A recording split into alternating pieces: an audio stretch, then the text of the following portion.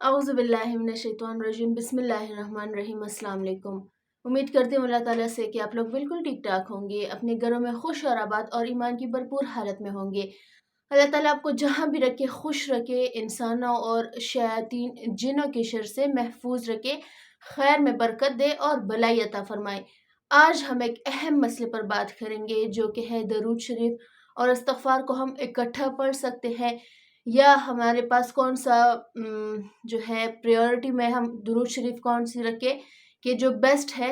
बेशक सारी दुरूद शरीफ बेस्ट है, लेकिन हमारे पास सबसे बेस्ट दुरूद शरीफ क्या है अहदीस के हवाले से और इस्तग़फ़ार भी कि हमें कौन सा इस्तग़फ़ार प्रायोरिटी में रखना चाहिए। पहले तो ये बात मैं क्लियर कर लूँ कि कुछ लोग कहते हैं कि हम जैसे सल्लल्लाहु अलैहि वसल्लम अस्तग़फ़िरुल्लाह या दुरूद शरीफ पढ़कर जैसे अल्लाहुम्मा सल्ली अला मुहम्मद व अला आलि मोहम्मद ये पूरा पढ़ के फिर बोले अस्तग़फ़िरुल्लाह।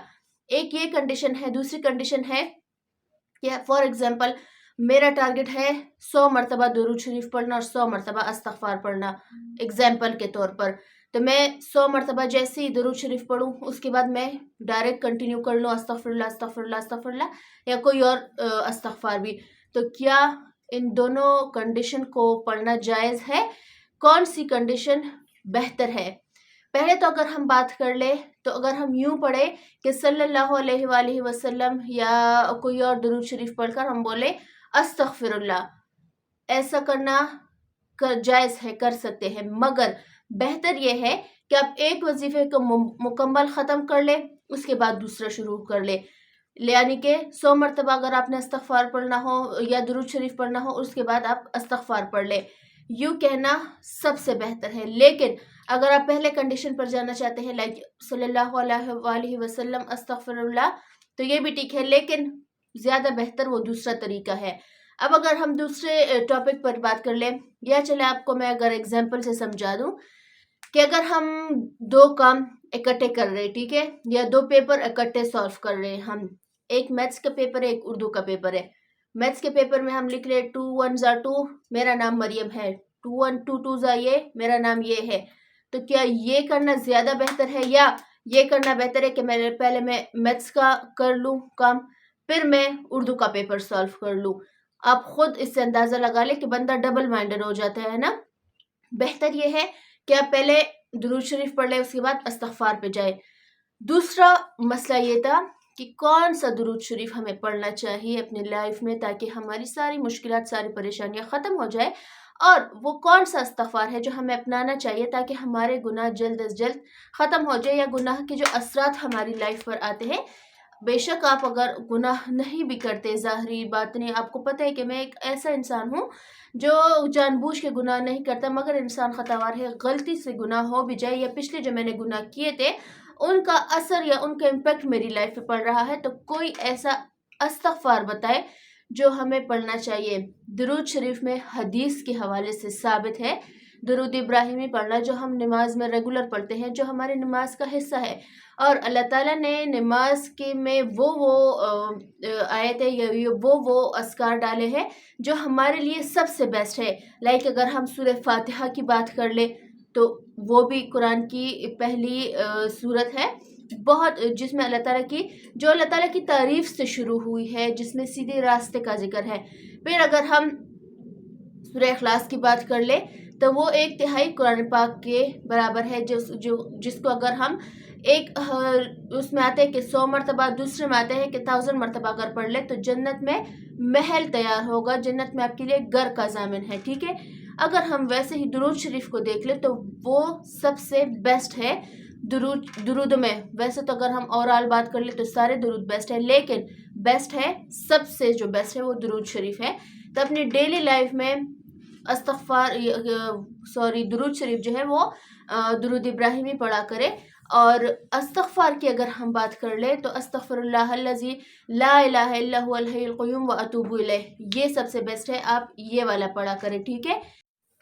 तो पहला मसला भी हल हो गया कि हमें दोनों जायज़ है, लेकिन सेकंड वाली कंडीशन ज़्यादा बेहतर है। इस पे भी बात हो गई कि कौन सा दुरूद शरीफ बेस्ट है, कौन सा इस्तग़फ़ार बेस्ट है। अब कुछ लोग पूछते हैं कि इस्तग़फ़ार और दुरूद शरीफ में बेस्ट कौन सा है। देखिए मैं आपको एग्जांपल देती हूँ, उससे आप खुद ही अख़ज़ कर लीजिएगा। استغفار جو ہے وہ ہمارے گناہوں کی بخشش ہے، ٹھیک؟ درود شریف جو ہے وہ ہماری مشکلات کی کنجی ہے۔ اب جو لوگ پوچھتے ہیں کہ درود شریف یا استغفار، تو مشکلات کا حل کرنا چاہتے ہیں تو درود شریف، اپنے آپ اوپر اللہ تعالیٰ اور آپ صلی اللہ علیہ وآلہ وسلم کی رحمت چاہتے ہیں تو درود شریف، گناہوں کی مغفرت چاہتے ہیں، اللہ تعالیٰ کی رضا چاہتے ہیں، اپنا بانڈ اللہ تعالیٰ سے مضبوط کرنا چاہتے ہیں، اپنا کنیکشن اللہ تعالیٰ سے مضبوط کرنا چاہتے ہیں، اپنا اور اللہ تعالیٰ کے درمیان کا ڈسٹنس کم یا ختم کرنا چاہتے ہیں تو استغفار۔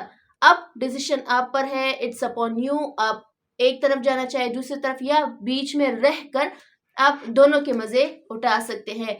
میرا اگر آپ پرسنل ڈیسیشن پوچھے کہ کس طرف جانا چاہیے تو مڈ میں رہ کر دونوں کے مزے لوٹے، 100 مرتبہ استغفار پڑھ لے، کیونکہ حدیث سے ثابت ہے کہ آپ صلی اللہ علیہ وآلہ وسلم 70 سے 100 کے درمیان میں استغفار ڈیری کرتے تھے، 100 مرتبہ درود شریف پڑھتے تھے، تو آپ 100 مرتبہ صبح درود شریف اور استغفار، 100 مرتبہ شام کو درود شریف اور استغفار۔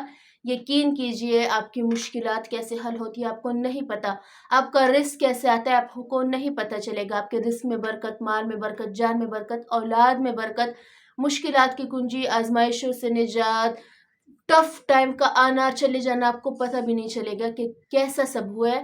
بے شک اللہ تعالیٰ سب کا حامی و ناصر ہے، اللہ تعالیٰ ہی سالو کرنے والا ہے، اللہ تعالیٰ کی طرف سے جو ہماری طرف مشکلات آتی ہے، سب جو آتا ہے وہ اللہ تعالیٰ ہی ختم کرنے والا ہے، مگر کچھ انسان جو اللہ تعالیٰ سے دور ہوتے ہیں ان کو زیادہ رگڑا کھانا پڑتا ہے، کیونکہ وہ نماز بھی نہیں پڑھ رہے، وہ اللہ تعالیٰ سے بھی دور ہے، تو اللہ تعالیٰ کو اپنے قریب کرنے کے لیے، اللہ تعالیٰ کو خود اپنے بندوں کو اپنی طرف لانے کے لیے کرنا پڑتا ہے، مگر جو انسان آلریڈی متقی ہے، پرہیزگار ہے، اللہ تعالیٰ کی راہ میں خرچ کرنے والا ہے، 5 وقت کا نمازی ہے، یقین کرے اس کو پتہ نہیں چلتا کہ مشکلات آئی کہاں سے ہیں اور گئی کہاں سے، کیونکہ اس کا ٹرسٹ اللہ تعالیٰ پر اتنا بلڈ ہوتا ہے کہ اس کو پتہ ہوتا ہے کہ جو ہستی مجھے مشکلات میں ڈالنے والی ہے وہی مجھے مشکلات سے نکلنے والی ہے۔